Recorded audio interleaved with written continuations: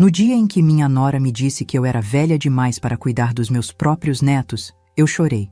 Mas quando descobri o segredo dela, foi ela quem implorou de joelhos. Meu nome é Helena Cardoso Silva.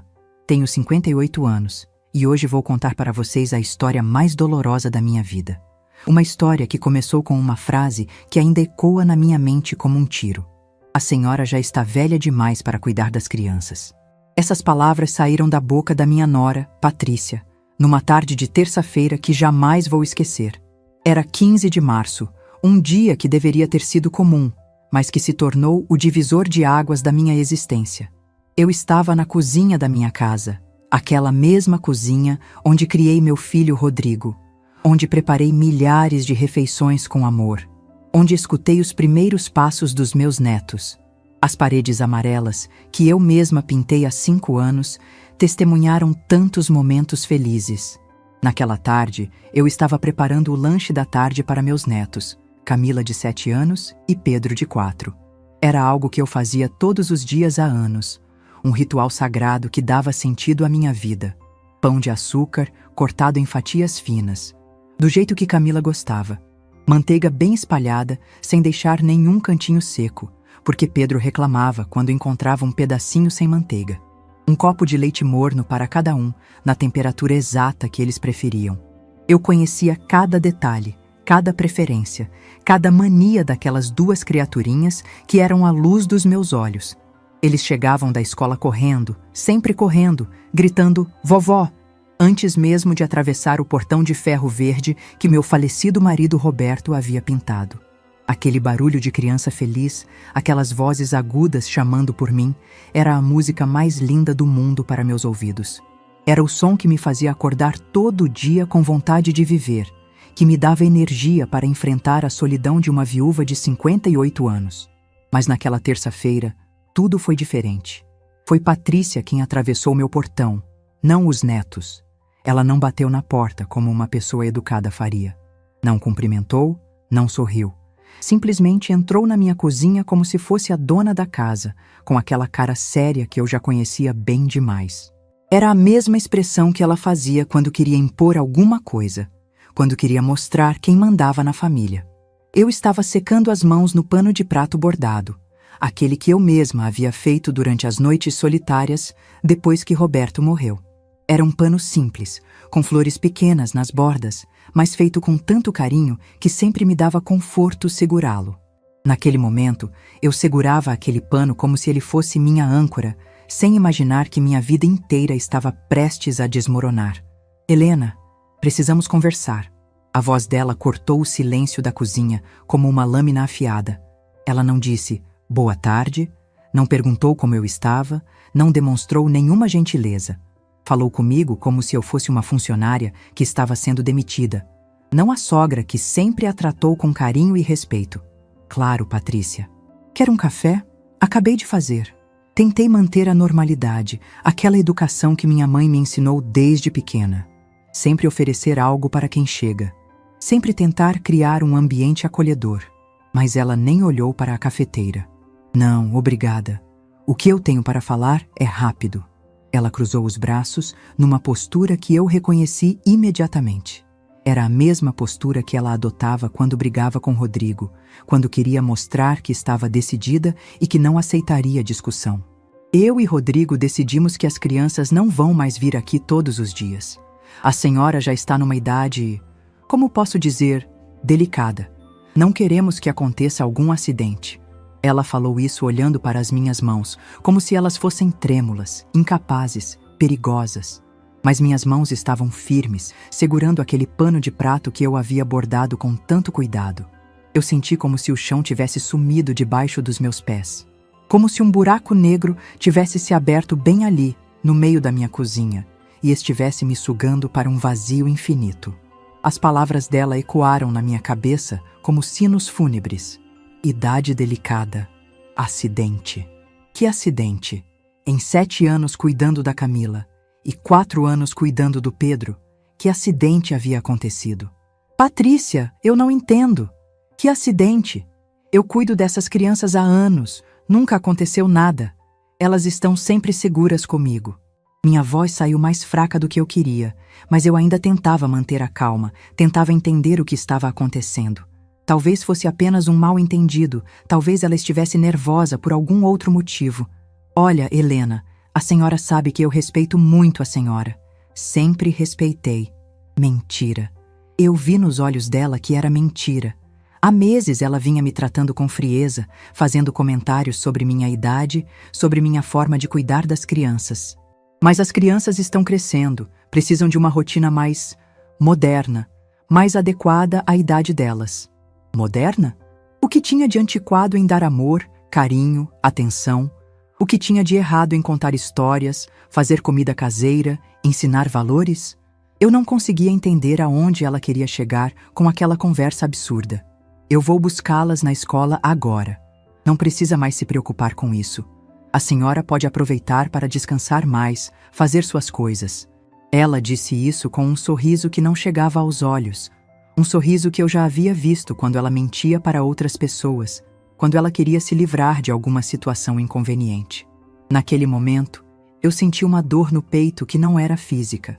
Era uma dor da alma. Uma dor que nascia no fundo do coração e se espalhava pelo corpo inteiro como veneno. Aquelas crianças eram minha vida. Desde que meu marido Roberto morreu, há 13 anos, elas eram minha razão de acordar todo dia, minha fonte de alegria, meu propósito de existir. E o Rodrigo? Ele sabe disso? Ele concordou com essa decisão? Perguntei, ainda esperando que meu filho aparecesse para desfazer aquele pesadelo. Rodrigo era meu menino, meu único filho, aquele que eu havia criado sozinha depois que Roberto morreu. Ele não podia estar concordando com aquilo. Não o menino que eu criei com tanto amor, tanto sacrifício. Claro que sabe, foi ideia dele também. Ele está preocupado com a senhora, com seu estado. A senhora anda muito esquecida ultimamente, meio confusa. Ontem mesmo, a senhora esqueceu de dar o remédio da tosse para o Pedro. Patrícia cruzou os braços, e eu vi naquele gesto toda a frieza que ela guardava dentro do peito. Esquecida? Confusa? Eu, que lembrava de cada detalhe da vida dos meus netos? Eu, que sabia exatamente que horas eles tinham que tomar cada remédio, que dia era cada vacina, qual era o sabor de sorvete favorito de cada um? E quanto ao remédio da tosse do Pedro, eu não havia esquecido. Ele havia melhorado e o médico havia dito para parar de dar. Patrícia, eu não estou esquecida. Eu não estou confusa. Eu cuido dessas crianças com todo o amor e toda a atenção do mundo. Se há alguma coisa que vocês acham que eu posso melhorar, me digam. Eu posso mudar. Minha voz estava ficando trêmula, mas era de emoção, não de senilidade. Helena, a decisão já foi tomada. É melhor assim para todo mundo. As crianças vão ficar bem, não se preocupe. Elas vão continuar visitando a senhora aos finais de semana, quando eu e Rodrigo estivermos por perto para supervisionar. Supervisionar?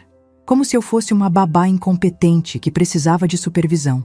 Eu fiquei ali, parada no meio da minha própria cozinha, segurando aquele pano de prato como se ele fosse uma tábua de salvação no meio de um naufrágio. A casa, que minutos antes cheirava a carinho e expectativa, de repente ficou gelada como um cemitério. O silêncio era ensurdecedor. Eu ouvia apenas o tic-tac do relógio da parede, aquele relógio antigo que Roberto havia comprado no nosso primeiro aniversário de casamento, marcando os segundos de uma vida que estava sendo destruída bem na minha frente. Patrícia, por favor, vamos conversar melhor sobre isso. Eu posso mudar qualquer coisa que esteja incomodando vocês. Essas crianças são minha vida, são tudo que eu tenho. Eu tentei uma última vez, minha voz saindo quase em sussurro, como uma prece desesperada. Mas ela já estava se virando para ir embora. Helena, a decisão já foi tomada. É melhor a senhora se acostumar com a ideia. As crianças vão ficar bem, não se preocupe. E ela saiu pela porta da cozinha, atravessou minha sala, passou pelo meu quintal e foi embora, deixando para trás apenas o eco das suas palavras e o cheiro amargo da rejeição. Eu fiquei ali, sozinha na minha cozinha, olhando para os 2 copos de leite que eu havia preparado com tanto carinho. O leite ainda estava morno, na temperatura exata que Camila e Pedro gostavam, mas nunca mais seria bebido por eles. Aqueles copos ali, cheios de leite que esfriaria e seria jogado fora, eram o símbolo perfeito do que havia acontecido comigo. Eu havia sido descartada, jogada fora como algo que não serve mais. Naquele momento, eu senti o peso dos meus 58 anos como nunca antes. Será que eu realmente estava velha demais? Será que eu era um fardo, um perigo para meus próprios netos? Será que todas aquelas tardes felizes, aqueles abraços, aquelas histórias contadas haviam sido apenas produto da minha imaginação? Será que eu realmente estava perdendo a capacidade de cuidar das pessoas que mais amava no mundo? Quando Camila e Pedro não apareceram naquela tarde, eu entendi que não era apenas uma conversa. Era uma sentença de morte para a minha vida como eu a conhecia. Eu havia sido julgada e condenada sem nem mesmo ter a chance de me defender, sem sequer saber quais eram as acusações contra mim. O pior de tudo era saber que meu próprio filho, aquele menino que eu criei com tanto amor, que eu protegi, que eu eduquei, que eu sustentei sozinha depois que Roberto morreu, estava por trás dessa decisão cruel. Era como se ele tivesse me dado uma punhalada no coração, mas usando a mão da esposa para não sujar as próprias mãos. Naquela noite, eu chorei até não ter mais lágrimas. Chorei pela injustiça, pela solidão, pela sensação de ter me tornado invisível aos olhos da minha própria família. Chorei pela perda das vozes dos meus netos ecoando pela casa, pelo silêncio que agora dominaria minhas tardes, pela certeza de que eu havia me tornado um estorvo na vida das pessoas que eu mais amava.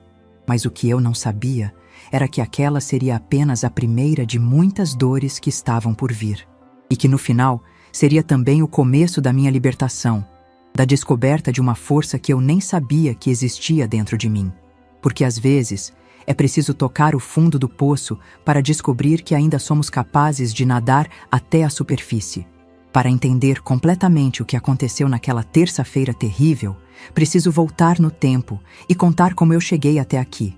Preciso contar sobre a mulher que eu era antes de me tornar essa Helena quebrada, descartada, invisível. Porque nem sempre fui assim. Houve um tempo em que eu era forte, decidida, capaz de enfrentar qualquer tempestade. Minha história começou aos 22 anos, numa manhã ensolarada de setembro, quando me casei com Roberto Silva na pequena igreja do bairro Sagrada Família, em Belo Horizonte. Eu usava o vestido da minha mãe, um vestido simples de cetim branco que ela havia guardado com tanto cuidado. Roberto estava lindo no seu terno alugado, com aquele sorriso largo que me fazia derreter por dentro. Ele era um homem trabalhador, mecânico numa oficina pequena, mas honesta, com as mãos sempre sujas de graxa, mas o coração mais limpo do mundo. Eu trabalhava numa fábrica de tecidos no turno da manhã, e sonhávamos em construir nossa família, nossa vida, nosso cantinho de felicidade neste mundo tão difícil. Nossos primeiros anos de casamento foram de muita luta, mas também de muita alegria. Morávamos numa casinha alugada de 2 quartos, com quintal pequeno e paredes que precisavam de uma demão de tinta. Mas era nossa. Era onde construímos nossos sonhos, onde planejamos nosso futuro. Roberto trabalhava de manhã à noite. Voltava para casa com as roupas sujas e o corpo cansado, mas sempre com um sorriso para mim. Às noites, depois do jantar, nós nos sentávamos no sofá velho que havíamos comprado usado, e Roberto me contava sobre seu dia, sobre os carros que havia consertado, sobre os clientes engraçados que apareciam na oficina. Eu contava sobre a fábrica, sobre as colegas de trabalho, sobre os tecidos bonitos que passavam pelas minhas mãos. Eram conversas simples, mas cheias de cumplicidade e amor. Rodrigo nasceu quando eu tinha 26 anos, num dia chuvoso de março que jamais esquecerei. Eu estava no hospital público há mais de 12 horas quando ele finalmente decidiu chegar ao mundo. Roberto ficou do lado de fora o tempo todo, porque naquela época os pais não podiam entrar na sala de parto. Quando a enfermeira veio avisar que havia nascido um menino saudável, Roberto chorou como uma criança. Lembro do cheiro do hospital, aquele cheiro de desinfetante misturado com o perfume das flores que Roberto trouxe. Rosas vermelhas, minhas preferidas, que ele havia comprado com o dinheiro que estava guardando para comprar uma ferramenta nova. Rodrigo era um bebê pequeno, pesou apenas 2 quilos e 800 gramas. mas com um choro forte que enchia todo o quarto e anunciava ao mundo que ele havia chegado com muita vontade de viver. Desde o primeiro momento em que o coloquei no meu colo, eu soube que aquele menino seria a minha vida inteira. Seus olhinhos apertados, seus dedinhos pequenos e perfeitos, aquele cheiro de bebê recém-nascido que grudava na minha pele e no meu coração. Eu era mãe. Finalmente era mãe. Os primeiros anos foram difíceis, mas éramos uma família feliz. Roberto trabalhava ainda mais para sustentar a casa agora que éramos 3. E eu deixei a fábrica para cuidar do Rodrigo em tempo integral. Dinheiro era sempre curto, mas amor nunca faltou. Nossa casa pequena estava sempre cheia de risadas, de brincadeiras, de música. Lembro das noites em que Roberto chegava cansado do trabalho, mas ainda assim pegava Rodrigo no colo e ficava fazendo caretas que o bebê gargalhava sem parar.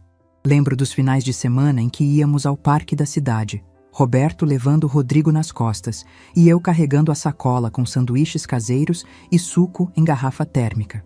Eram momentos simples, sem luxo, mas que hoje percebo que eram os mais preciosos da minha vida. Rodrigo cresceu como um menino alegre e esperto. Aprendeu a andar cedo. Aos 10 meses já estava correndo pela casa e aprontando todas. Falou as primeiras palavras aos 8 meses. Mamãe foi a primeira. Papai veio logo depois. Era uma criança curiosa que desmontava todos os brinquedos para ver como funcionavam por dentro, que fazia 1000 perguntas por dia, que me deixava exausta, mas completamente apaixonada. Quando Rodrigo fez 5 anos, conseguimos comprar nossa casa própria. Era pequena, apenas 2 quartos, mas era nossa. Lembro do dia em que recebemos as chaves, Roberto me carregou no colo para atravessar a porta pela primeira vez, como se fôssemos recém-casados. Rodrigo correu pela casa inteira, gritando de alegria, marcando seu território como um cachorrinho feliz. Pintamos a casa inteira num final de semana, os 3 juntos. Roberto cuidava das partes altas, eu pintava o que conseguia alcançar, e Rodrigo ajudava com um pincel pequeno, lambuzando mais ele mesmo do que as paredes. No final do dia, estávamos todos sujos de tinta, exaustos, mas felizes como nunca havíamos sido. Mas a vida tem dessas mudanças bruscas que a gente nunca espera, dessas revirávolas que destroem tudo em segundos. Roberto morreu quando eu tinha 45 anos, num acidente na oficina. Uma peça pesada se soltou de um guincho mal ajustado e caiu sobre ele. Os médicos disseram que foi instantâneo, que ele não sofreu. Pelo menos foi isso que me disseram para me consolar. Mas nada conseguia me consolar naqueles dias escuros. Rodrigo tinha 19 anos. Estava no 2º ano da faculdade de administração, e de repente nossa vida virou de cabeça para baixo. O menino alegre e despreocupado se tornou um jovem sério e responsável da noite para o dia. Ele queria largar a faculdade para trabalhar e me ajudar, mas eu não deixei. Seu pai morreu sonhando em ver você formado. Eu disse, não vou deixar você jogar esse sonho fora. Lembro da noite em que voltamos do velório. A casa estava em silêncio, um silêncio diferente. Definitivo, assombrado. O cheiro do café que Roberto sempre fazia de manhã ainda estava no ar, mas ele nunca mais faria aquele café forte e cheiroso que me acordava todos os dias. Eu me sentei na cozinha, no escuro, e chorei como nunca havia chorado na vida. Chorei pela solidão, pela saudade, pelo medo do futuro incerto. Mas no quarto ao lado, Rodrigo também chorava. Eu ouvia os soluços abafados do meu menino e soube que precisava ser forte pelos 2. Não podia me permitir o luxo de desmoronar completamente, porque ele precisava de mim. Nós só tínhamos um ao outro agora. Foram anos muito difíceis. Eu voltei para a fábrica e assumi dupla jornada para poder pagar a faculdade do Rodrigo e manter a casa. Saía de casa às 5 da manhã, trabalhava no turno da manhã na fábrica, voltava para casa para almoçar rapidamente e saía de novo para trabalhar numa loja de roupas até às 10 da noite. Chegava em casa exausta, com as pernas doendo e as costas em frangalhos. Minhas mãos ficaram calejadas do trabalho repetitivo na fábrica. Meus pés inchavam de ficar em pé o dia inteiro na loja. Minha vista ficou cansada de costurar até tarde da noite para ganhar um dinheiro extra. Mas eu não podia parar. Rodrigo precisava estudar. Precisava ter um futuro melhor que o nosso. Precisava realizar os sonhos que Roberto não pôde ver realizados. Lembro das noites em que eu chegava em casa e encontrava Rodrigo estudando na mesa da cozinha, cercado de livros e cadernos. Ele sempre levantava os olhos quando me ouvia chegar e me dava um sorriso cansado, mas carinhoso. "Oi, mãe. Já jantou?" Ele sempre perguntava isso, sempre se preocupava comigo, mesmo estando sobrecarregado com os estudos e com a falta do pai. Eu esquentava alguma coisa simples, um ovo frito, um macarrão instantâneo, um sanduíche de mortadela, e nós dois comíamos em silêncio, exaustos demais para conversar, mas encontrando conforto na presença um do outro. Rodrigo me contava sobre as aulas, sobre os professores, sobre os trabalhos que tinha que fazer. Eu o incentivava sempre, mesmo quando o cansaço estava me matando por dentro. Nos finais de semana, quando eu finalmente podia descansar um pouco, Rodrigo insistia em me ajudar com os afazeres domésticos. Ele lavava a louça, varria a casa, fazia compras no mercado. "Mãe, deixa que eu faço", ele dizia sempre. "A senhora já trabalha demais durante a semana." Era meu menino cuidando de mim, da mesma forma que eu cuidava dele. Quando Rodrigo se formou, eu chorei de alegria na formatura. Ver aquele menino que eu havia criado sozinha, que eu havia sustentado com tanto sacrifício, subir no palco para receber o diploma, foi um dos momentos mais emocionantes da minha vida. Roberto estaria tão orgulhoso se pudesse estar ali. Rodrigo conseguiu um emprego bom numa empresa de logística logo depois da formatura, e finalmente nossa vida começou a melhorar. Ele quis me ajudar com as contas da casa, mas eu insisti que ele guardasse dinheiro para o futuro. "Você vai querer casar, ter filhos, comprar sua casa. Precisa estar preparado", eu dizia sempre. E ele sempre respondia: "Mãe, a senhora sempre cuidou de mim. Agora é minha vez de cuidar da senhora." Aos 30 anos, Rodrigo conheceu Patrícia numa festa da empresa. Ela era bonita, bem vestida, formada em marketing, com aquele jeito moderno e confiante que eu nunca tive. Quando ele a trouxe para me conhecer, eu fiquei genuinamente feliz. Meu menino merecia ser feliz, merecia ter alguém especial na vida, merecia constituir sua própria família. Patrícia foi simpática naquele primeiro encontro. Elogiou minha comida, disse que Rodrigo falava muito bem de mim, me ajudou a servir o jantar e a lavar a louça depois. Ela parecia uma moça educada e carinhosa, e eu pensei que seria uma boa esposa para meu filho. O casamento foi lindo, numa igreja grande no centro da cidade. Eu usei um vestido azul marinho que havia comprado especialmente para a ocasião, o vestido mais caro que eu já havia comprado na vida. Chorei quando vi Rodrigo no altar, tão bonito, tão homem, tão diferente daquele bebê pequeno que eu havia segurado nos braços pela primeira vez 32 anos antes. Naquele momento, caminhando com ele até o altar para entregá-lo à sua noiva, eu senti que minha missão estava cumprida. Ele era feliz, tinha uma profissão, uma esposa que o amava, um futuro brilhante pela frente. Roberto estaria orgulhoso do homem que nosso menino havia se tornado. Quando Camila nasceu 2 anos depois, eu pensei que meu coração ia explodir de tanta alegria. Aquela menininha pequenininha, com os olhos grandes e curiosos do pai e o nariz pequeno da mãe, era a continuação da nossa família. A prova de que o amor continua, de que a vida segue em frente. Rodrigo me pediu para ajudar com ela e eu aceitei de braços abertos. Patrícia voltou ao trabalho depois da licença maternidade e eu me tornei a segunda mãe da Camila. Buscava ela na creche, dava banho, fazia comida, contava histórias, cantava cantigas de ninar. Ela me chamava de vovó, mas eu sabia que era muito mais que isso. Eu era sua parceira de brincadeiras, sua companheira de tardes de desenho, seu colo quando ela tinha pesadelos ou quando se machucava brincando.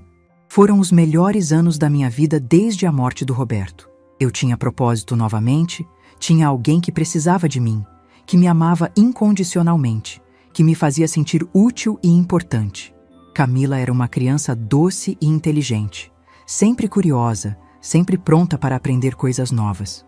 Quando Pedro nasceu 3 anos depois, eu pensei que não era possível ser mais feliz do que já era. Agora eram 2 pequenos correndo pela minha casa, enchendo os dias de barulho e alegria, de risadas e travessuras. Pedro era mais arteiro que Camila, sempre aprontando alguma coisa, sempre testando os limites, mas com um sorriso que derretia qualquer coração e me fazia perdoar qualquer travessura. Lembro do cheiro dos dois depois do banho, aquele cheiro de criança limpa misturado com talco e sabonete. Lembro das tardes em que eles cochilavam no sofá, um de cada lado, e eu ficava ali, só olhando, sentindo uma gratidão imensa por aquela vida, por aquele presente que Deus havia me dado. Eles eram minha recompensa por todos os anos de luta, por todas as noites em claro, por todos os sacrifícios que havia feito. Mas com o tempo, comecei a perceber que Patrícia estava mudando. Sutilmente no início, depois mais abertamente, ela começou a fazer comentários sobre minha forma de cuidar das crianças. Helena, acho que o Pedro está comendo muito doce aqui em casa. Talvez seja melhor diminuir. Ou então, Camila chegou com a roupa muito suja ontem. Talvez seja melhor eles brincarem menos no quintal. Eu tentava agradar, mudava pequenas coisas na rotina das crianças. Diminuía o doce, controlava mais as brincadeiras no quintal, tomava mais cuidado com as roupas, mas parecia que nunca era o suficiente. Patrícia sempre encontrava algo para criticar, sempre de forma educada, mas com uma frieza que eu sentia na alma. Helena, você não acha que a Camila está ficando muito manhosa? Talvez seja porque você faz todas as vontades dela. Pedro não deveria estar usando fralda ainda, não acha? Todas as crianças da idade dele já largaram. Eles estão ficando muito dependentes da senhora. Isso não é bom para o desenvolvimento deles. Quando eu comentava essas críticas com Rodrigo, ele sempre minimizava. Mãe, ela está só preocupada com as crianças. É normal uma mãe querer o melhor para os filhos. Mas eu sentia que havia algo mais por trás daqueles comentários. Algo que eu não conseguia identificar, mas que me deixava inquieta. Nos últimos 2 anos, as críticas ficaram mais diretas e mais frequentes. Patrícia começou a questionar abertamente se eu tinha energia para correr atrás das crianças, se minha visão estava boa o suficiente para supervisioná-las atravessando a rua, se eu não estava ficando muito emotiva com eles. Helena, ontem o Pedro me disse que a senhora chorou vendo um filme de princesa com eles. Isso pode confundir a cabeça de uma criança. Camila está muito grudada na senhora. Acho que ela precisa aprender a ser mais independente. A senhora não acha que está na hora de diminuir um pouco? Aproveitar para descansar mais? Cuidar mais de si mesma? Cada palavra era como uma pequena facada no meu coração. Cada crítica era como uma gota de veneno sendo despejada na minha autoestima. Mas eu engolia a dor e continuava, porque aquelas crianças eram minha vida, minha razão de existir. Porque eu sabia que elas me amavam, que eu fazia diferença na vida delas. Porque eu acreditava que o amor que eu dava era mais forte que qualquer crítica injusta. Até aquela terça-feira terrível, quando descobri que nem mesmo o amor mais puro e incondicional é suficiente quando as pessoas decidem que você não serve mais, que você é um estorvo, que você é velha demais para ser útil. Até aquela terça-feira, quando minha vida desmoronou completamente e eu descobri que aos 58 anos, eu ainda tinha muito que aprender sobre a crueldade das pessoas e sobre minha própria força interior. Depois daquela terça-feira que mudou minha vida para sempre, eu me transformei numa mulher fantasma na minha própria casa. Minha vida virou um inferno silencioso, um vazio ensurdecedor que me consumia por dentro como um câncer da alma. Eu acordava todos os dias às 6 da manhã, como sempre fiz durante toda a minha vida adulta, mas agora não tinha mais propósito. Não tinha mais razão para levantar da cama. Preparava café só para mim, uma xícara solitária numa mesa que costumava estar cheia de vida. Comia pão amanhecido com manteiga, mastigando sem sabor, engolindo sem prazer. E ficava ali, sentada na mesa da cozinha, que tantas vezes havia sido palco de risadas e conversas animadas, olhando para o relógio e contando os minutos de uma existência que havia perdido completamente o sentido. Às 7h30 da manhã, eu sabia exatamente o que estava acontecendo na casa do meu filho. Camila estaria acordando, esfregando os olhinhos sonolentos, perguntando pela vovó. Pedro estaria fazendo birra para escovar os dentes, como sempre fazia, e só eu sabia o truquinho de cantar a música do jacaré para fazer ele abrir a boca. Eles estariam tomando café da manhã, se preparando para mais um dia na escola, mas eu não estava mais lá para fazer parte dessa rotina que havia sido minha vida durante anos. As primeiras semanas foram as piores da minha existência. Uma tortura lenta e constante que me corroía por dentro. Eu passava em frente à escola na hora da saída, escondida atrás de uma árvore grande, só para ver os rostinhos deles de longe. Era uma necessidade física, quase animal, de pelo menos colocar os olhos naquelas crianças que eram pedaços do meu coração. Camila sempre olhava para os lados quando saía da escola, procurando alguém com aqueles olhos grandes e curiosos. Eu tinha certeza absoluta de que ela estava me procurando, que sentia minha falta tanto quanto eu sentia a dela. Pedro corria direto para o portão, como sempre fez. Mas quando via que era Patrícia quem estava esperando no lugar da vovó, seu sorriso diminuía visivelmente e ele ficava mais quieto, mais cabisbaixo. Aquela visão me partia o coração todos os dias, mas eu não conseguia parar de ir. Era como uma droga, uma necessidade doentia de pelo menos vê-los, mesmo que de longe, mesmo que isso me causasse uma dor insuportável. Eu voltava para casa chorando, me sentindo patética e rejeitada.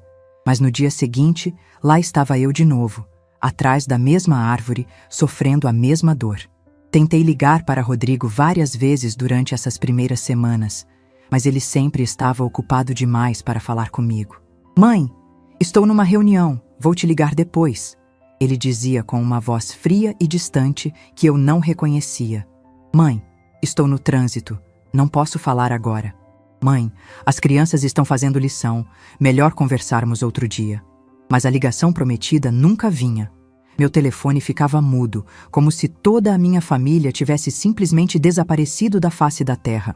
Era como se eu tivesse morrido para eles, como se Helena Cardoso Silva tivesse deixado de existir naquela terça-feira maldita. Quando finalmente consegui falar com Rodrigo, depois de insistir por dias, a conversa foi pior do que qualquer pesadelo que eu pudesse ter imaginado. Pior que a rejeição da Patrícia, pior que o silêncio das últimas semanas. "Rodrigo, meu filho, eu preciso entender o que está acontecendo. Por que vocês não querem mais que eu cuide das crianças? O que eu fiz de errado?" Minha voz tremeu desde a primeira palavra, mas eu tentei manter a dignidade. Tentei soar como uma mãe preocupada, não como uma mulher desesperada. "Mãe, é que a Patrícia está certa. A senhora está numa idade que, bem, as crianças dão muito trabalho. Elas são agitadas, precisam de alguém com mais energia, mais disposto a correr atrás delas. A senhora merece descansar depois de tanto tempo cuidando de todo mundo." Ele falou isso com uma voz estranha, mecânica, como se tivesse decorado as palavras, como se estivesse lendo um roteiro escrito por outra pessoa. "Descansar? Rodrigo, essas crianças são minha vida. Eu não estou cansada. Eu estou bem. Eu tenho energia de sobra para elas. Eu cuido delas há anos, sem problema nenhum, sem acidente nenhum, com todo o amor do mundo." Eu senti a dor subindo pela garganta, ameaçando se transformar em choro descontrolado. "Mãe, a senhora está ficando diferente, mais esquecida, mais confusa. Ontem mesmo, a Patrícia me contou que a senhora esqueceu de dar o remédio do Pedro. E na semana passada, deixou a Camila ir para a escola sem a lancheira." Cada palavra dele era como um tiro no meu peito. "Rodrigo, eu não esqueci o remédio do Pedro. O médico disse para parar de dar quando ele melhorasse. E ele melhorou. E a Camila não esqueceu a lancheira. Ela pediu para comer na escola naquele dia, porque era aniversário de um coleguinha." Eu tentei explicar, mas percebi que minha voz estava soando desesperada, defensiva. "Mãe, a decisão já foi tomada. É melhor assim para todo mundo. As crianças vão ficar bem, a senhora vai poder cuidar melhor de si mesma. E nós vamos ter mais tranquilidade, sabendo que todo mundo está seguro."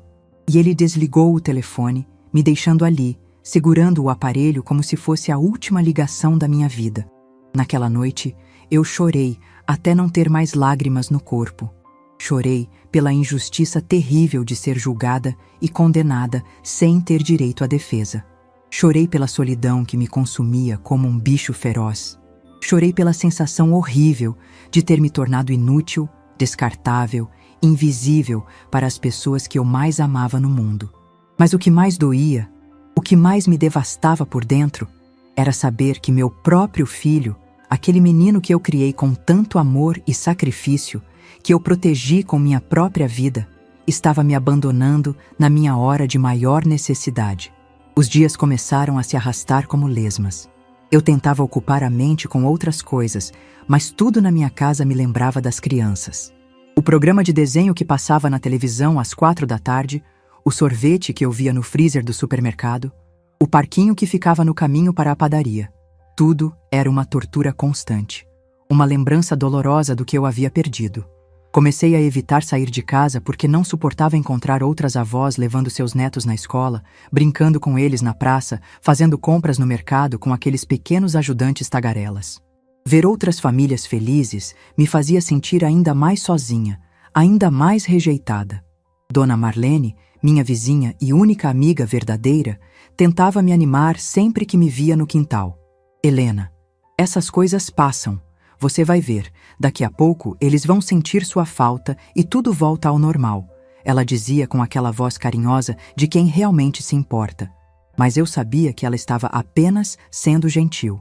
A verdade amarga era que eu havia sido descartada como um móvel velho que não serve mais para nada. Marlene, eles me acham senil, acham que eu sou um perigo para as crianças.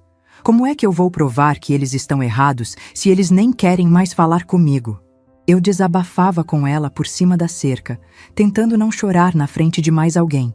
Helena, você é a mulher mais lúcida e capaz que eu conheço. Tem alguma coisa errada nessa história toda. Uma nora não pode simplesmente decidir afastar uma avó dos netos sem uma boa razão. Dona Marlene sempre foi uma mulher sábia, e suas palavras plantaram uma sementinha de suspeita na minha cabeça.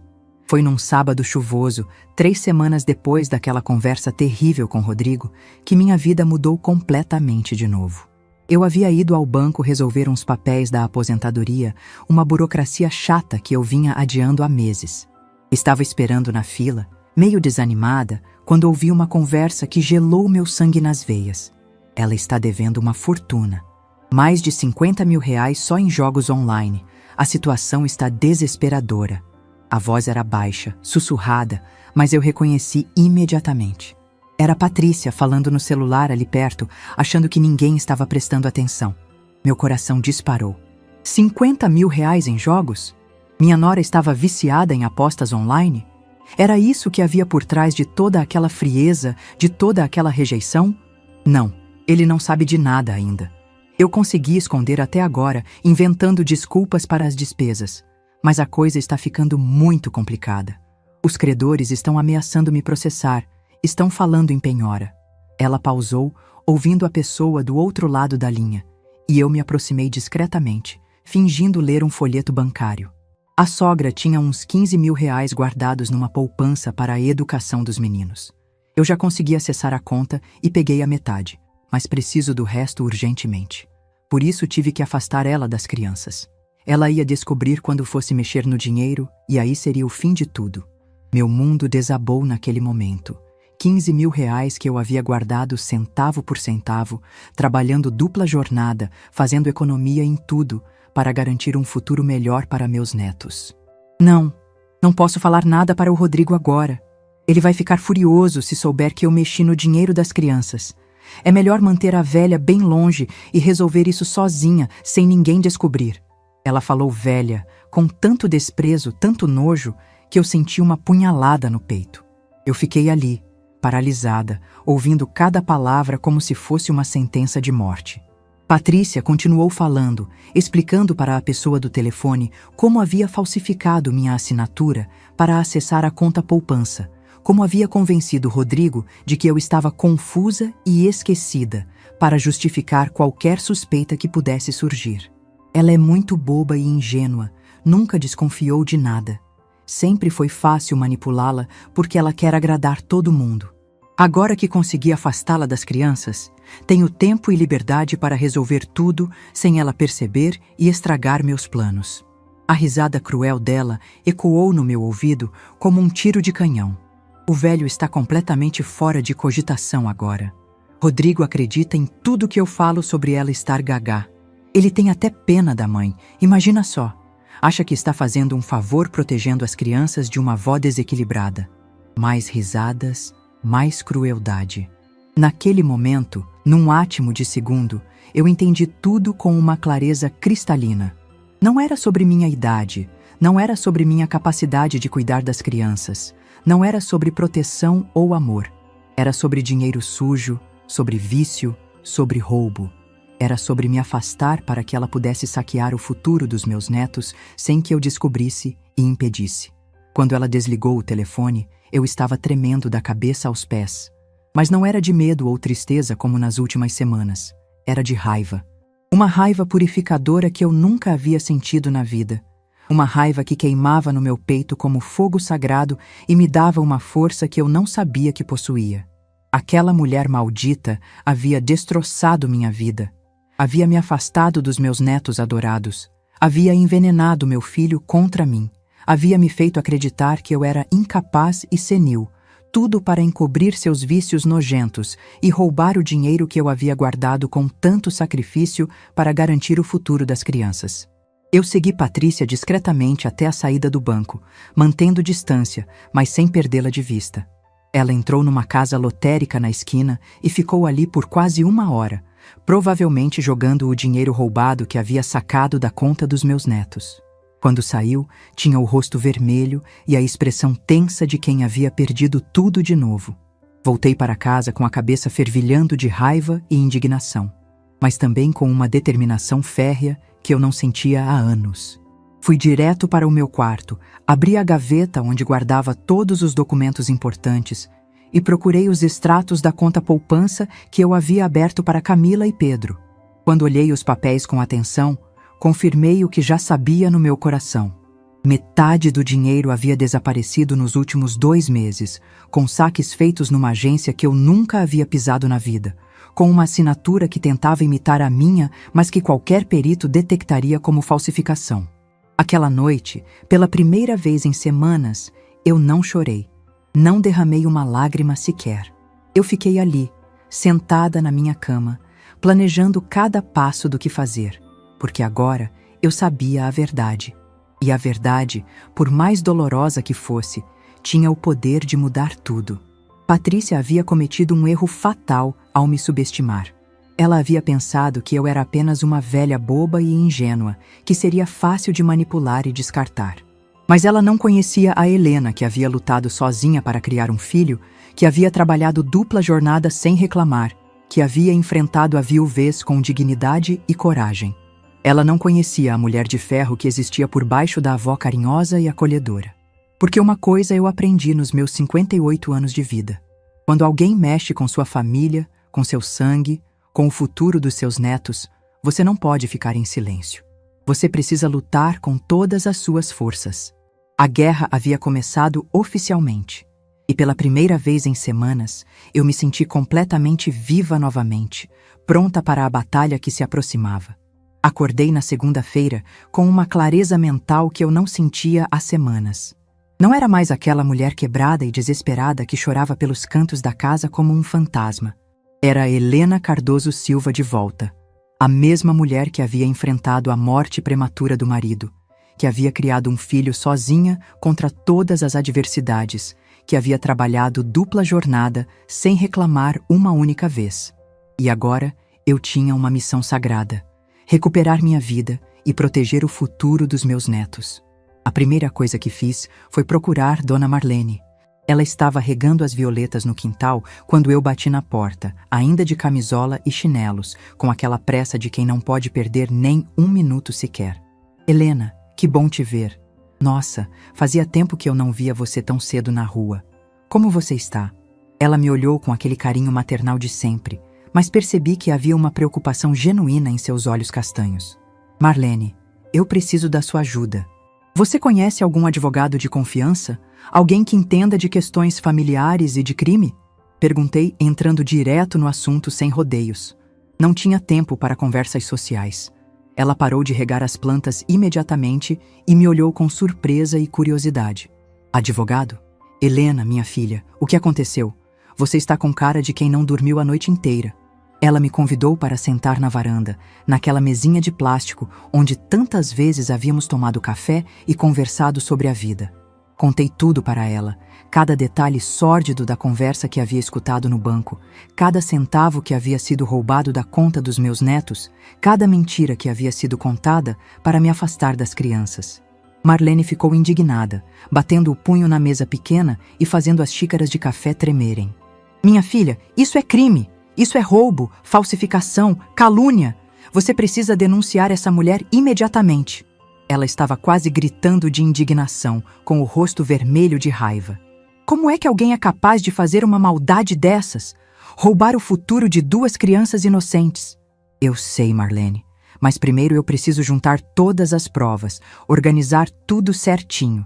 Eu não posso errar nem um passo, porque se eu errar, ela pode se safar e continuar destruindo minha família. Expliquei meu plano inicial e ela imediatamente me deu o nome de Dr. Antônio Mendes, um advogado que havia ajudado a família dela numa questão complicada de herança alguns anos antes. Dr. Antônio Mendes tinha uns 50 anos, cabelos grisalhos bem penteados e uma seriedade profissional que me transmitiu confiança desde o primeiro aperto de mão. Seu escritório era pequeno, mas organizado, com estantes cheias de livros de direito e um ar de competência que me tranquilizou. Quando contei minha história completa, ele fez anotações detalhadas num bloco amarelo e me orientou sobre como proceder. Dona Helena, o que sua nora fez configura apropriação indébita qualificada e falsificação de documento público. São crimes graves que podem render de 2 a 6 anos de prisão. Ele parou de escrever e me olhou diretamente nos olhos com aquela franqueza que só pessoas honestas possuem. Mas antes de qualquer medida legal drástica, sugiro que a senhora tente uma conversa direta com ela. Às vezes, quando as pessoas sabem que foram descobertas, elas preferem resolver as coisas de forma civilizada para evitar um escândalo público. Ele estava certo, e eu sabia disso. Precisava dar uma última chance para Patrícia fazer a coisa certa, mesmo sabendo no fundo do coração que ela provavelmente não faria. Mas eu queria ter a consciência tranquila de que havia tentado todos os caminhos antes de partir para medidas mais drásticas que poderiam afetar as crianças também. Dr. Antônio, e se ela negar tudo? E se ela inventar mais mentiras? Perguntei, porque essa possibilidade me aterrorizava. Já havia sido enganada uma vez, não podia permitir que acontecesse de novo. Por isso, vamos nos preparar adequadamente. A senhora vai juntar todas as provas possíveis antes da conversa. Extratos bancários, comprovantes de saque, registros de apostas se conseguir. E durante a conversa, vai gravar tudo. Ele me explicou que no Brasil, gravar conversas próprias é legal, desde que a pessoa seja participante do diálogo. Passei o resto da semana me preparando como uma detetive profissional. Fui ao banco e pedi uma cópia completa de todos os extratos da conta poupança dos netos, incluindo cópias dos comprovantes de saque com as assinaturas falsificadas. O gerente, Sr. Carlos, que me conhecia há anos, ficou chocado quando expliquei a situação. Dona Helena, isso é muito sério. Vou providenciar também um laudo técnico comparando essas assinaturas com a sua assinatura verdadeira que temos no cadastro. Ele foi extremamente prestativo e me prometeu que o banco colaboraria com qualquer investigação necessária. Fui à casa lotérica, onde havia visto Patrícia, e consegui falar com o gerente, um rapaz jovem mais responsável. Expliquei que estava investigando um possível vício em jogos de uma pessoa da família e precisa de informações. Ele não podia dar detalhes específicos por questões de privacidade, mas confirmou que uma mulher com a descrição de Patrícia era cliente frequente, sempre apostando valores altos e sempre perdendo. Olha, dona, eu não posso dar nomes nem valores, mas essa pessoa que a senhora descreveu, ela tem um problema sério. Vem aqui quase todos os dias, às vezes 2, 3 vezes no mesmo dia. E sempre sai daqui nervosa, vermelha, porque perdeu tudo. O rapaz falou com pena genuína na voz. Também comprei um gravador pequeno e discreto, daqueles que cabem na palma da mão. Dr. Antônio me orientou que, se eu fosse conversar com Patrícia, seria fundamental registrar tudo. No caso de ela negar posteriormente ou inventar uma versão diferente dos fatos, a gravação pode ser decisiva. Ele explicou com aquela precisão técnica que me dava segurança. Juntei cada papel, cada prova, cada evidência com o cuidado obsessivo de alguém que sabe que está lidando com o futuro da própria família. Organizei tudo em pastas separadas. Uma para os extratos bancários, outra para os comprovantes de saque falsificados, outra para as informações sobre o vício em jogos. Na sexta-feira, quando me senti completamente preparada, liguei para Patrícia. Controlei minha voz para soar calma e natural, sem deixar transparecer nem raiva, nem suspeita. Patrícia, preciso falar com você sobre uma questão importante relacionada às crianças. Pode vir aqui em casa hoje à tarde? Ela hesitou por alguns segundos, claramente surpresa com meu tom cordial depois de semanas de distanciamento, mas acabou concordando. Preparei a casa com o cuidado de quem está organizando um campo de batalha. Arrumei a mesa da sala, preparei café fresco e biscoitos caseiros, como sempre fazia quando recebia visitas. Queria manter a normalidade, a educação, a civilidade.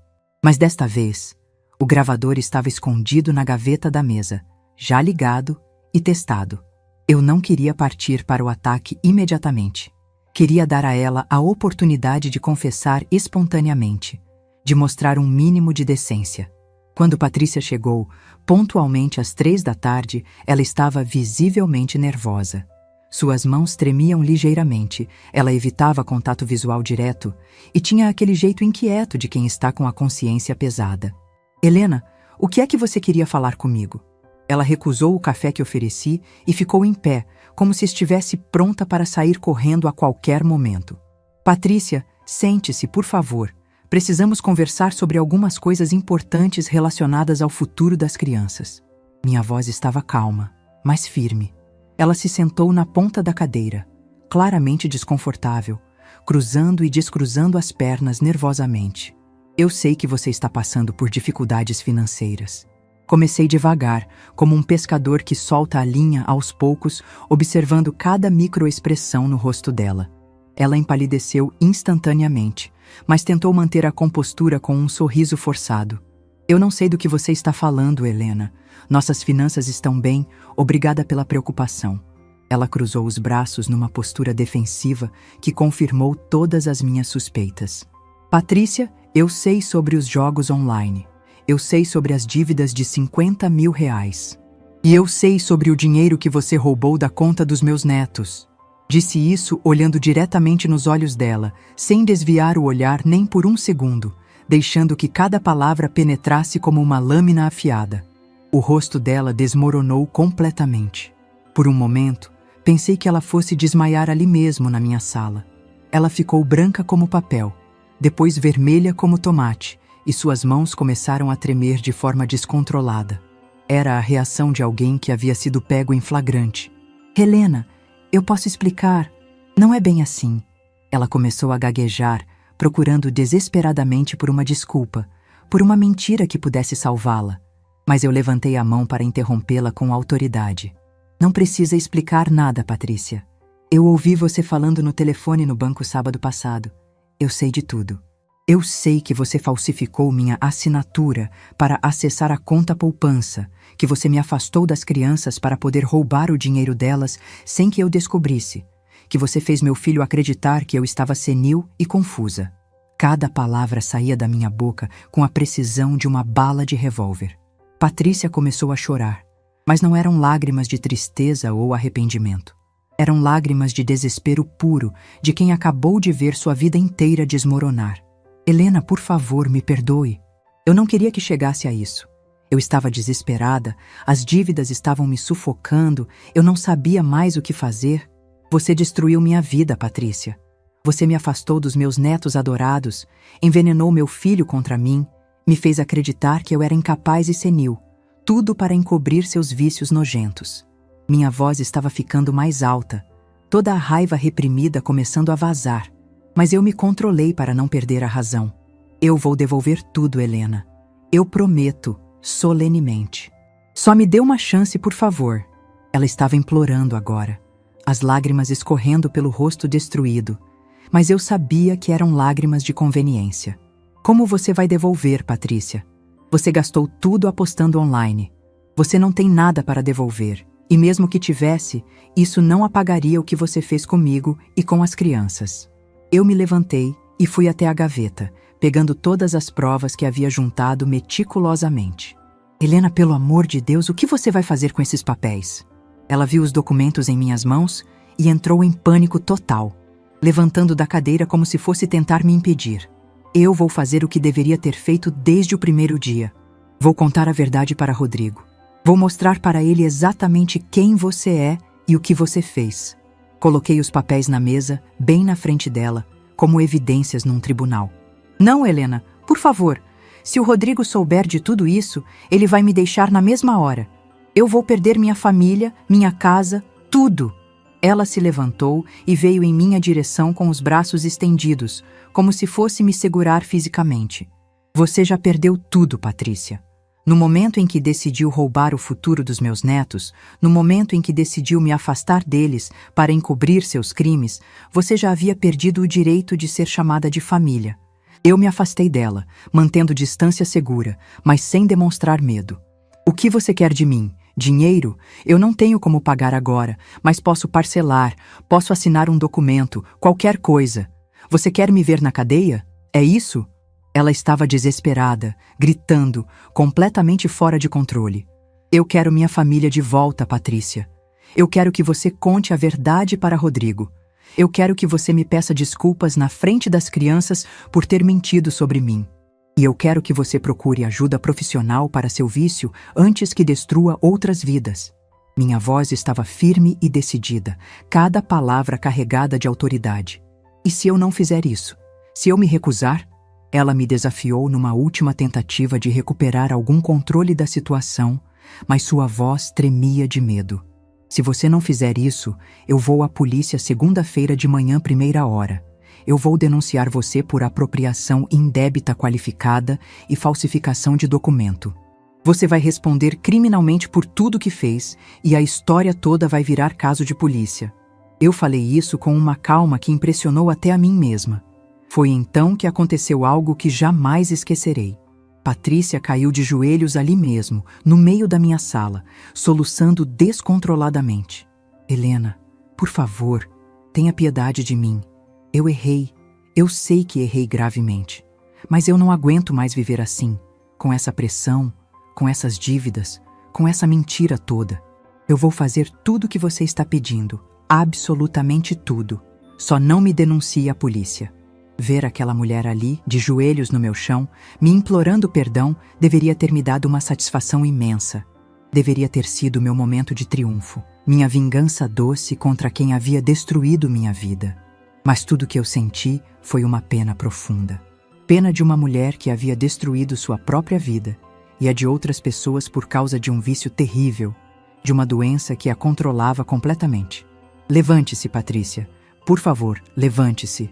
Estendi a mão para ajudá-la, porque mesmo depois de tudo que ela havia feito comigo, eu não conseguia ver outro ser humano se humilhando daquela forma. Você tem até domingo à noite para contar tudo para Rodrigo. Se até segunda-feira de manhã eu não tiver meus netos de volta, se você não se retratou publicamente do que disse sobre mim, eu vou fazer o que precisa ser feito. Helena, muito obrigada. Muito obrigada por me dar essa chance.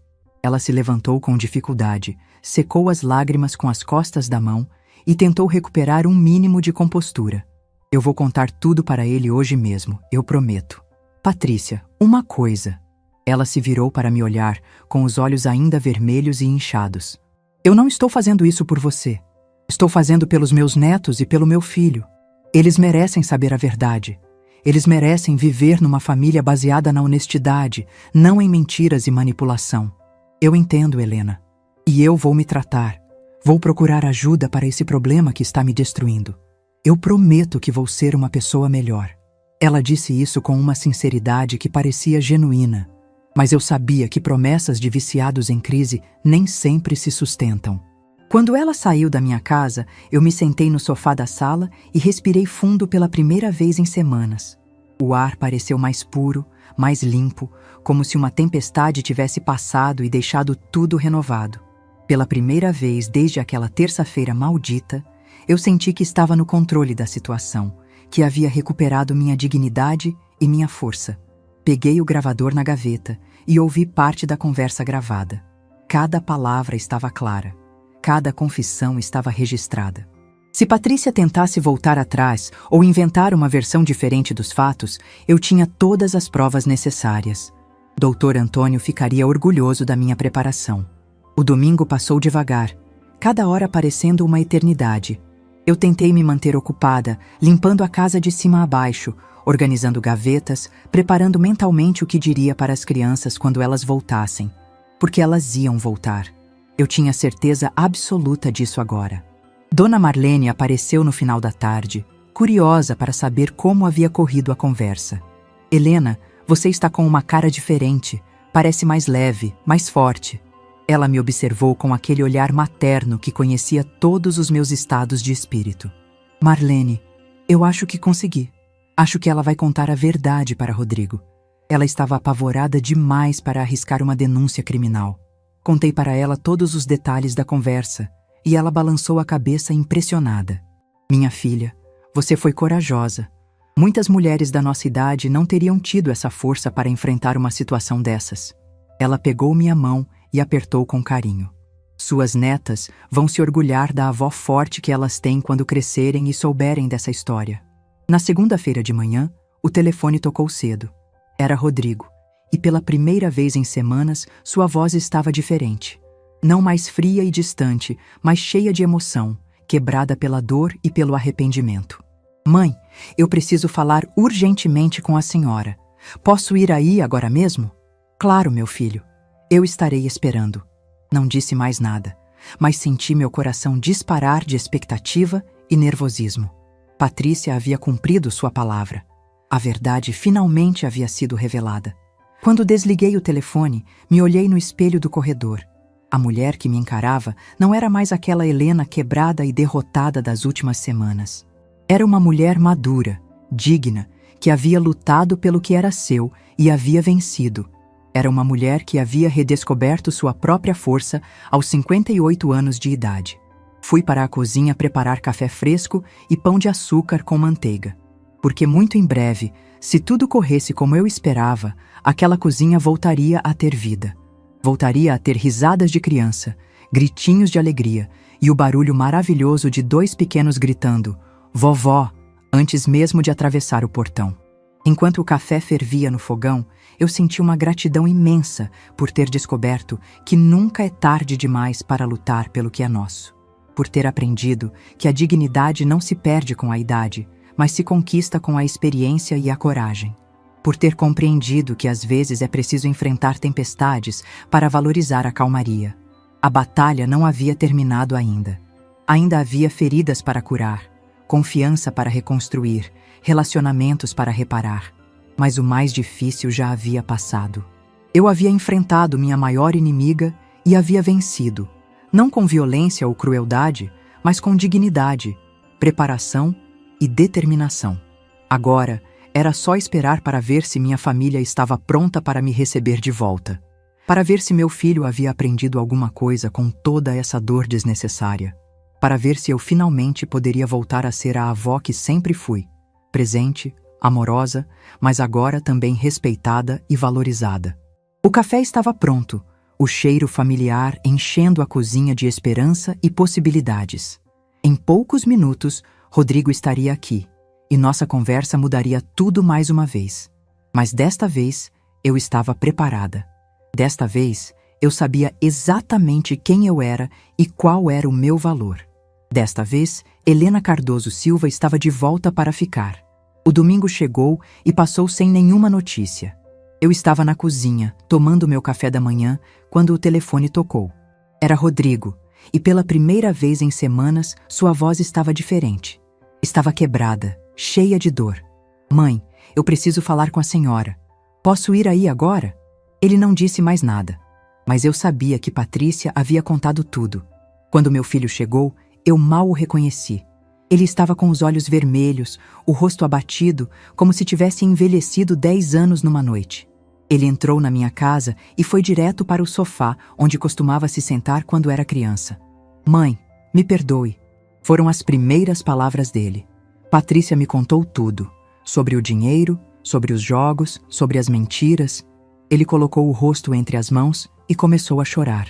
Eu fiquei ali, em pé, olhando para meu filho destroçado. Parte de mim queria correr, abraçá-lo, dizer que estava tudo bem. Mas a parte mais forte sabia que não podia ser tão simples assim. Rodrigo, você me abandonou. Quando eu mais precisava de você, quando sua esposa estava me destruindo, você escolheu o lado dela. Minha voz estava firme, mas não cruel.